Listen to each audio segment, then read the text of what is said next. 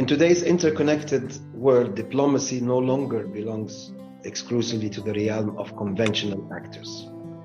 As transnational policy networks proliferate, both regionally and globally, there is growing space for para-diplomatic activities led by non-state actors. Messages from this event include support cooperation channels between scientists and politicians in the Euro-Mediterranean countries and employ science diplomacy to achieve sustainable development goals. Challenges for the Mediterranean regions are also stemming from the Russian aggression against Ukraine, in particular in relation to energy and food security.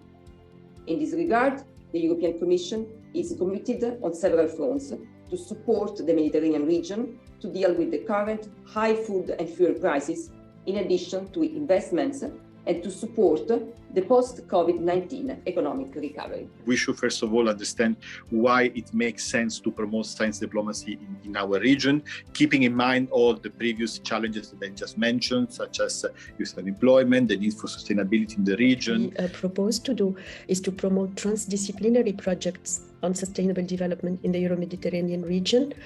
And what I mean by transdisciplinary is really go across in a holistic approach, as it has been already said.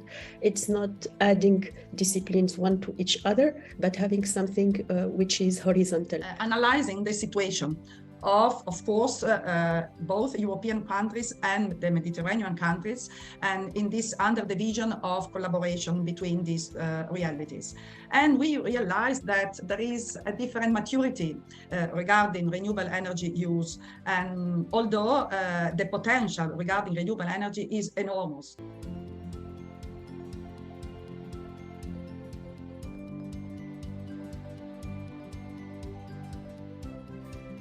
What does it take to work at the science policy interface? This is, of course, the key of or the focus of our discussions. And we are well aware of a variety of skills that are needed. Required skills include understanding and analyzing scientific research, social and cultural context, knowledge of public policy and laws, and the ability to communicate effectively and work in interdisciplinary teams.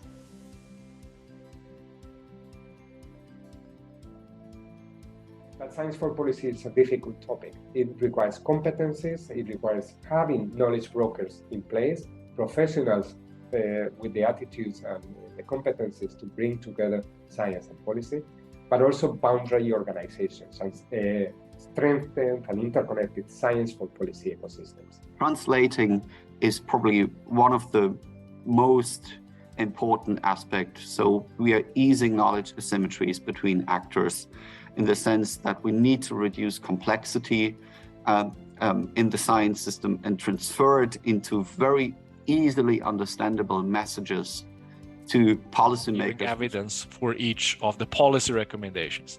That's a structure. Audience-centered means being aware of what's important to your audience at a particular moment in time, being aware of where the issue is within the policy cycle and so on, being aware of the knowledge your audience already has on an issue, which means if they already know the background of the problem, you don't. How to encourage meaningful research.